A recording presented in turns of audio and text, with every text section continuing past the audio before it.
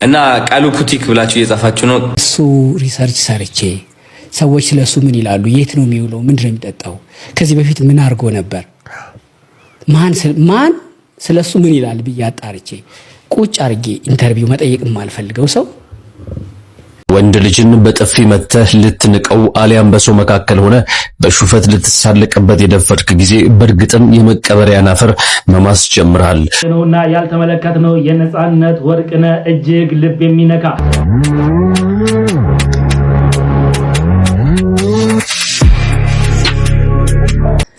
ሰላም ጤና ይስጥልኝ ጋይስ፣ እንደምን ዋላችሁ እንደምን አመሻችሁ? እኔ እግዚአብሔር ይመስገን ደህና ነኝ። እንግዲህ እንደተለመደው አዳዲስና ወቅታዊ መነጋገሪያ ጉዳዮችን ይዤላችሁ መጥቻለሁኝ። እንግዲህ አዲስ ከሆናችሁ ሰብስክራይብ እንዲሁም ይህን ቪዲዮ ላይክ በማድረግ እንድትጀምሩ በትህትና እጠይቃችኋለሁኝ ማለት ነው። ወደ መጀመሪያ ቪዲዮ ላሸጋግራችሁና ተመልሼ እመጣለሁኝ። መልካም ቆይታ ይሁንላችሁ። Never, ever, never.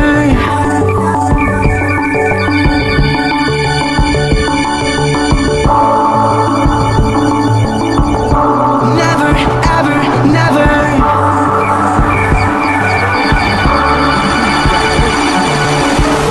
You're the universe and I was revolving like a sun on my own.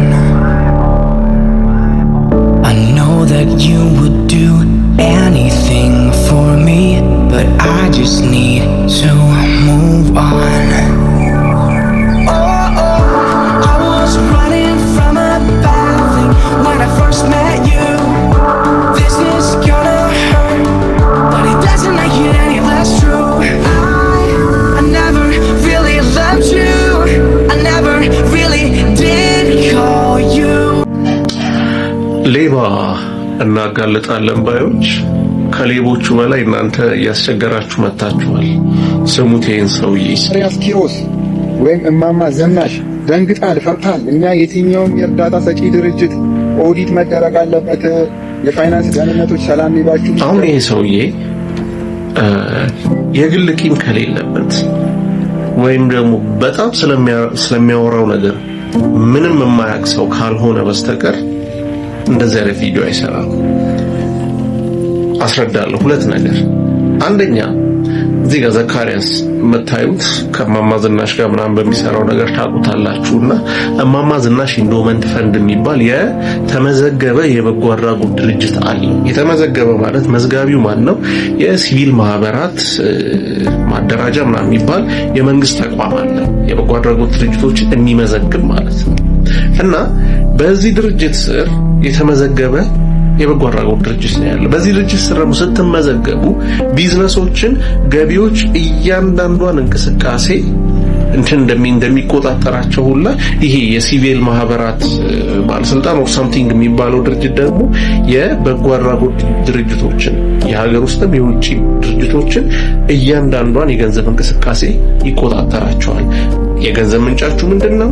ከዛ በኋላ ያገኛችሁትን ገንዘብ ደግሞ ምን ላይ አዋላችሁት? አመታዊ ምናምን ሪፖርት ያደርጋሉ፣ ኦዲት ይደረጋሉ። በየአመቱ ማለት ነው ኦዲት ይደረጋሉ። እንደሚባለው ይሄ ምንድነው ግለሰብ እዚህ ጋር ቲክቶክ ላይ የምታያቸው ግለሰቦች እንደልባቸው ነው የሚያደርጉት ገንዘብ፣ ምክንያቱም ግለሰብ ጋር ነው በእኔ አካውንት ነው የሚገባው። ነገር ግን እንደ ድርጅት ስትንቀሳቀሱ ግን ልክ ቢዝነስ ካላችሁ የቢዝነስ የባንክ አካውንት እንደሚኖራችሁና የበጎ አድራጎት ድርጅትም ካላችሁ እንደዛው የባንክ አካውንት ይኖራችኋልና እንቅስቃሴ ሁላ በዛ ነው የሚሆነው። እነዚህ ድርጅቶች ኦዲት ይደረጋሉ፣ መንግስት ያውቃቸዋል። እና እዚህ ጋር ምን አይነት ወሬ እንደሆነ እኔ በጣም ነው ግራ የሚገባኝ። የፋይናንስ ደህንነቶች ምናምን ምንድነው የፋይናንስ ደህንነት? እና በተለያየ መንገድ እንግዲህ የግል ቂም ምናምን ይኖርሃል። አሁን አንተ ከዘካሪያስ ጋር ምናምን ግን ይሄ ማህበረሰቡ ብዙ ነገር ላይ ዕውቀት የለውም፣ ኑሮ ያጨናንቀዋል ብሎ እንደዚህ አይነት ይሄ ተራማጭ በርበር ደስ አይልም። በቃ ከተነካ ይቀራል እኮ ሌላ ሞልቷል እኮ። አሁን ሌባ ጠፍቶ ነው አሁን ዘካሪያስ ላይ እንትን የምትለው። ጋይስ መቼስ ቲክታክ ላይ ወይም ሌሎች ሶሻል ሚዲያ ላይ እነዚህ ልጆች ያያችኋቸው ይመስለኛል። በእርግጥ ጥሩ ነገር እየሰሩ እንዳለ እንግዲህ እናውቃለን። ግን አንዳንድ ቪዲዮዎችን እንግዲህ ለነሱ ተቃውሞ እያስነሱ እና እነሱም ደግሞ ይቅርታ እየጠየቁ እንዳለ የተወሰኑ ቪዲዮዎችን አይቻለሁኝ ማለት ነው።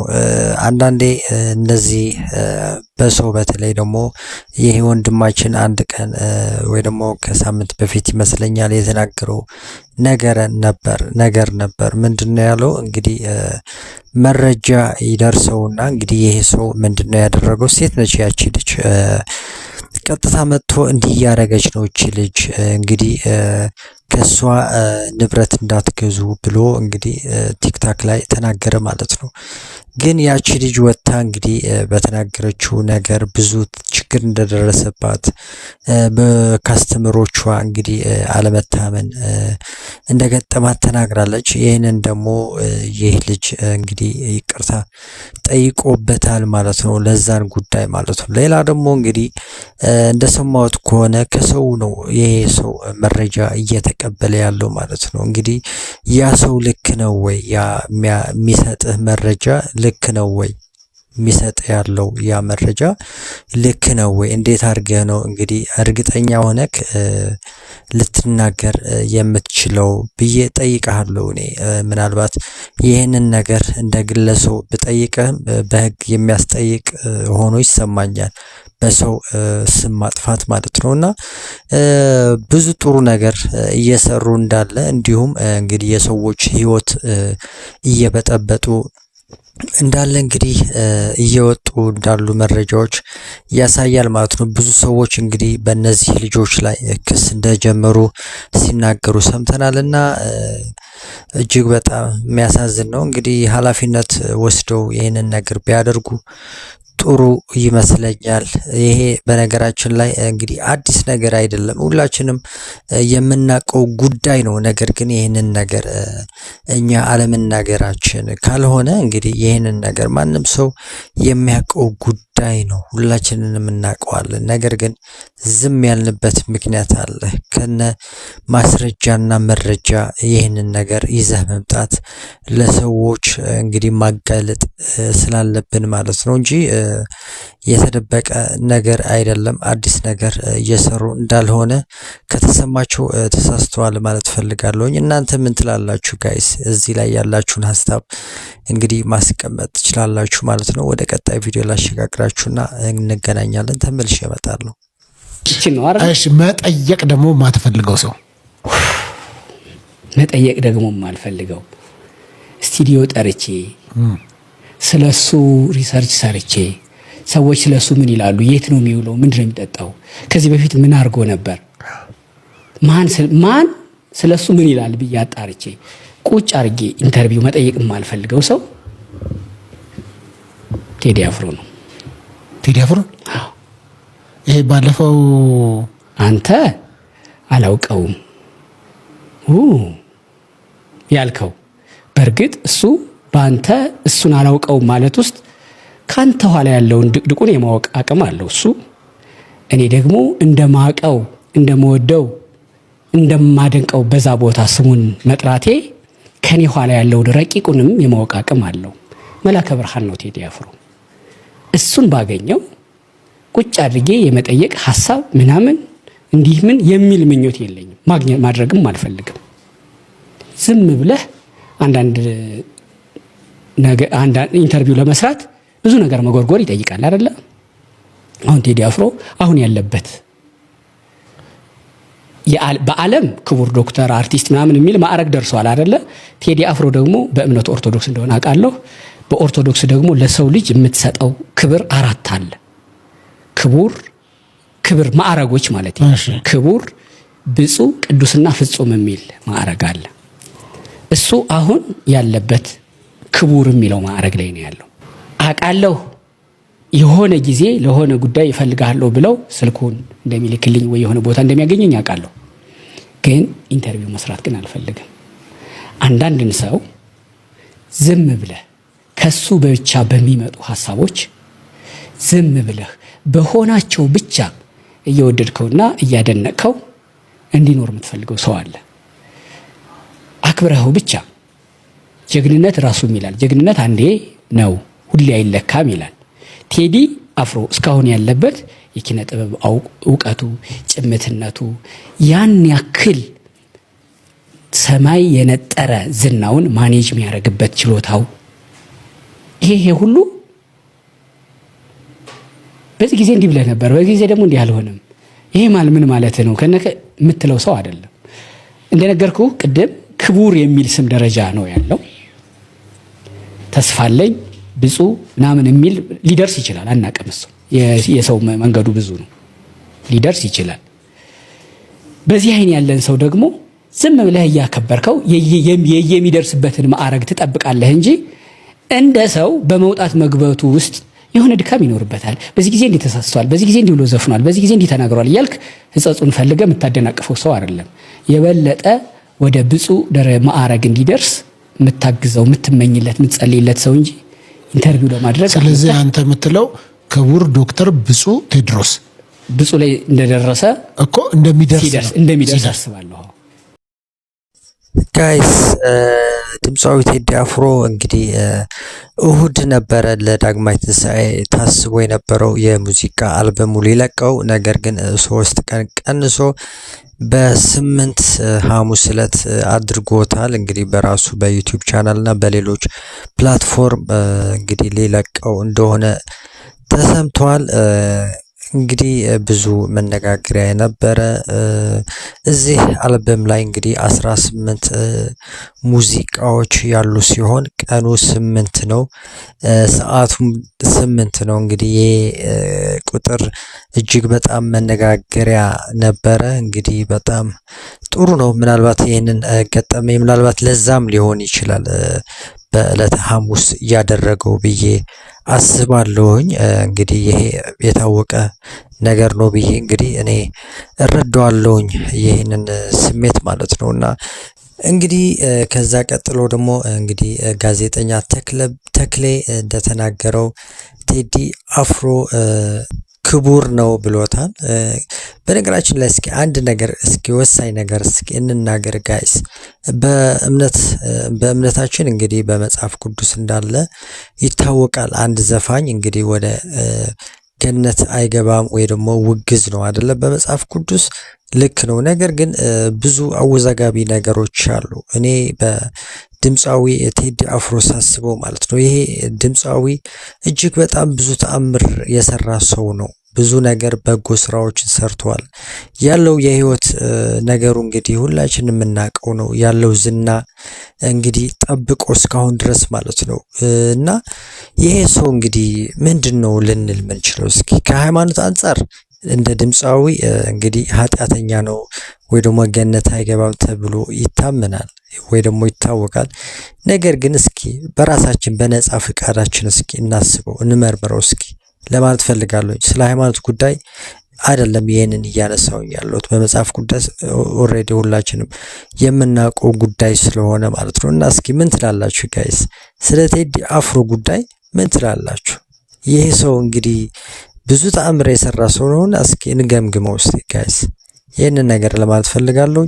እንግዲህ ሁላችንንም አርብ በጣም የምንጠብቀው ቅርታ ሐሙስ በጣም እጅግ የምንጠብቀው ቀን ይሆናል ማለት ነው። መልካም እድል እንዲሆንለት ደግሞ ምኞቴ ነው እና 18 ሙዚቃ ነው የሚሰራው እዚህ አልበም ላይ ማለት ነው። እንግዲህ በሰላምና ማለት ፈልጋለሁ በዚህ አጋጣሚ።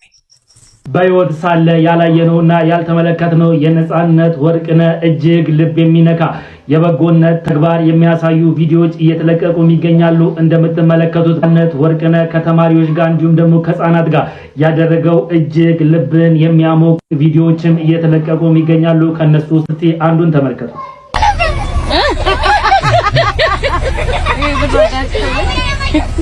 አንዴ አንቺ አልነበርሽም? እሺ የሚቀጥለው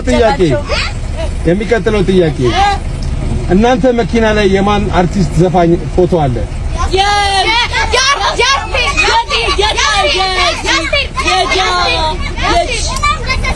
5 ሰከንድ 1 Gigi Gomez.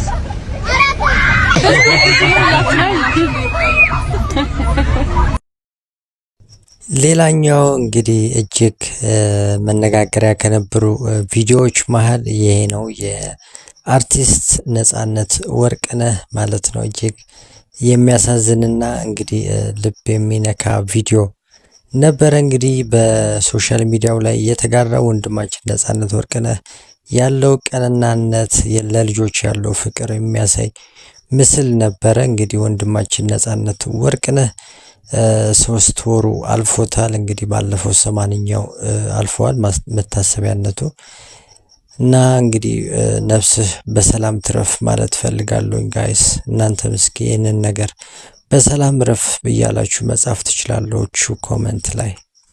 ወንድ ልጅን በጥፊ መተህ ልትንቀው አሊያም በሰው መካከል ሆነ በሹፈት ልትሳለቅበት የደፈርክ ጊዜ በእርግጥም የመቀበሪያን አፈር መማስ ጀምረሃል። ግዙፉ የቦክስ ጀብደኛ ተጋጣሚዎችን በየፍልሚያው በቡጢ ከመሬት እያሳለመ ደርሶ ተዘልላ እንደተቀመጠች ሴት አንበሳ ከዳር ሆኖ ለሚታዘበው ማይክል ታይሰን የፍልሚያ ጥሪ ያቀርብለታል። ማይክልም በሽታ ግብዣውን ተቀብሏልና ለቡጢው መድረክ ቀነቀጠሮ ተይዞ በጋዜጠኞች ፊት ራሳቸውን ይፋ አድርገው መግለጫ በሚሰጡበት መድረክ ላይ ታይሰንን ያስቆጣው አንድ ነገር ሆነ። ይኸውም ንግግር በሚያደርግበት በመሃል በሹፈት መልክ ሆኖ ተፋላሚው ኤንድሪው ይስቅም ይሳለቅበትም ጀመር። በቅርበት በቦታው የነበሩ አንዳንዶች ታይሰን መልኩን መቀየር ሲጀምር በእርግጥም ከልቡ እንደተቆጣ ተረዳን ሲሉ ሁኔታውን አስታውሰው ይመሰክራሉ። ምናልባትም የነገሩ ክብደት ስላልገባ ይሆናል የምትስቀው። ሪንግ ውስጥ ስትገባ ሁሉ ነገር ሲሪየስ መሆኑን ትረዳለህ። ቦታው ለቀልድና ለሳቅ የሚሆን ክፍተት የለውም። አሁን ላይ ትስቃለህ፣ አርብ ግን አትደግመውም ሲል ማይክል መለሰ።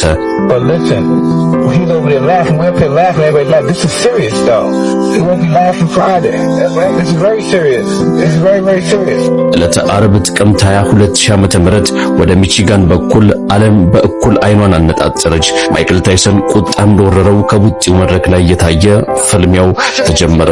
Just a little scrape by the side of the left eye. Now Tyson's going for him with those big trademark hooks. He's timing not quite there though. They're just trying a little bit too hard to get that left hook on. He's a bit square on. Oh, huge right. Galata down. Great shot from Tyson. የመጀመሪያው ዙር እንደተጠናቀቀ ሁለቱም ተፋላሚዎች ከዳርና ዳር ሆነው ውሃና ምክር ከአሰልጣኞቻቸው ይቀበላሉ። ኤንድሪው ግን ከገዛ አሰልጣኙ ጋር ክርክር የገጠመበትን ጉዳይ ሳይቋጭ ደስተኛ እንዳልሆነ በሚያሳብቅ መልክ ሁለተኛውን ዙር ይቀላቀላል። ታይሰን ከውስጡ የተዳፈነን የቁጣ እሳት በቡጢው ለማብረድ ያሰበ ይመስል በግዙፉ ተፋላሚ ገላ ላይ ቡጢ እንደጨበጠ እጆቹን ይወረውር ጀመረ። እውነትም አርብ ዕለት ለዚህ ሰው ቀልድና ሳቅ የሌለበት ደም በቀላቀለ ጭጋግ የተሸፈነች ነበረች። ኤንድሪው እንደምንም ዙሩን አጠናቆ ወደ ቀጣዩ ዙር በተሻለ ብቃት ይገባል ተብሎ ሲጠበቅ በፍጹም ሲል ተደመጠ። አሰልጣኙ የጥርስ መከላከያውን ሊያጠልቁለት እየሞከሩ ወደ ግጥሚያው እንዲመለስ ቢለምኑትም አሻፈረኝ በማለት መድረኩን በደጋፊዎቹ ፊት ረግጦ ወጣ። እውነትም አርብ ዕለት ነገሩ ሲሪየስ ነበር። Oh, he's quit. No. Galata is quitting. They're trying to talk him out of it, but Galata has done it again. He's walked out. ጋይስ በነገራችን ላይ ማይክ ታይሰን ከሜይዌዘር ጋር በቅርቡ በዚህ ወር ይኖራቸዋል ፍልሚያ። እንግዲህ እሱ ጋብዛችኋለሁኝ በኔ ስም ማለት ነው። እንግዲህ በስተመጨረሻ የአዶናይ የተናገረው አለ ስለ ቃሉ ፑቲክ እንግዲህ ይገናኛሉ ማለት ነው። እየተነጋገሩ ያሉ ይመስለኛል በአሁኑ ሰዓት እንደተረዳሁት ከሆነ። እንግዲህ ቃሉ በጣም እጅግ መነጋገሪያ በተለይ ደግሞ በኢንስታግራም እጅግ በጣም መነጋገሪያና እጅግ በጣም ቪው እየታየለት ያለ ወጣት ልጅ ነውና እንግዲህ ይሄን ወንድማችን ማገዝ አለብን ሁላችንንም ማለት ፈልጋለሁ። እንግዲህ አዶናይ ደግሞ ይሄንን ነገር እያደረገ ነው። አዶናይ ወንድሜ እንግዲህ ባንተ እጅ ነው ያለው ማለት ነው። ይሄ ልጅ ባንተ ደግሞ ተስፋ እናደርጋለን ማለት ፈልጋለሁ። የሱን ቪዲዮ ጋብዛችኋለሁ። እኔ እዚህ ላይ አበቃለሁ ማለት ነው። አዲስ ከሆናችሁ ሰብስክራይብ እንዲሁም ላይክ አድርጉ። ሐሳብ ካላችሁ ደግሞ ኮሜንት ላይ ጻፉልኝ ማለት ወዳለሁ። የነበረን ቆይታ ይሄንን ይመስላል። ባይ ደህና ሁኑ። እና ቃሉ ፑቲክ ብላችሁ እየጻፋችሁ ነው። ከቃሉ ጋር እያወራን ያለ ነው። እያወራን ያለ ነው። ቃሉ I want him to be international. He's already international actually. ቪዲዮዎቹ በጣም በኢንተርናሽናል ደረጃ እይታ እያገኙ ነው ያሉት which is amazing. I am proud of my guy. በጣም ጎበዝ ታለንትድ ልጅ ነው። all of a sudden በፍጥነት ነው በቃ አይኔ ውስጥ የገባው ታውቃላችሁ። እና ስልክ አውርቼዋለሁ ከፋሚሊዎቹ ጋር ከቤተሰቦቹ ጋር አውርቻለሁ። እና ችግር የለውም ከምታስቡት በላይ ትልቅ ደረጃ ይደርሳል። እሱም ኢንተርናሽናልም ኦሬዲ ሆኗል። ትክክለኛ መንገዶች ነው መስተካከል ያለባቸው እና don't worry we got something coming okay ጠብቁ ብቻ ትንሽ right አሁን እኔ አላማዬ ምንድነው መሰላችሁ አዶናይ ቻሌንጅ ዲለን የሚል አለ which is ዲለን ፔጅ ሲመጣ ኢንተርናሽናል መሆን የሚገባቸው ሰዎች አሉ። በቃ ልክ እንደ ቃሉ እነሱ ሰዎች እንዲወጡ ፈልጋለሁ። በቃ ሃሽታጉን ተጠቅመው ቪዲዮዎች እንዲሰሩ እንዳያቸውና ከዛ በቃ ላይክ ያቺ ሞመንት ተጠቅመን ብዙ ወጣት ወደ ኢንተርናሽናል ደረጃ እንድናወጣ ያግዘናል ብዬ አስባለሁ። አሁን ቃሉ ሲመጣ ከዲላን ጋር ኮላብ እንዲያደርግ ፈልጋለሁ። ሙሉ ምኞቴ ነው። ነግሬዋለሁም ኮላብ አድርገውም አሪፍ እይታ እንደሚያገኝ ኢንተርናሽናሊ በጣም ከፍ ባለ ሁኔታ ደግሞ እይታ እንደሚያገኝ 100% እርግጠኛ ነኝ። እየተዘጋጀን ያለ ነው ወደዛ ያ ነገር ሀፕን ለማድረግ ማለት ነው።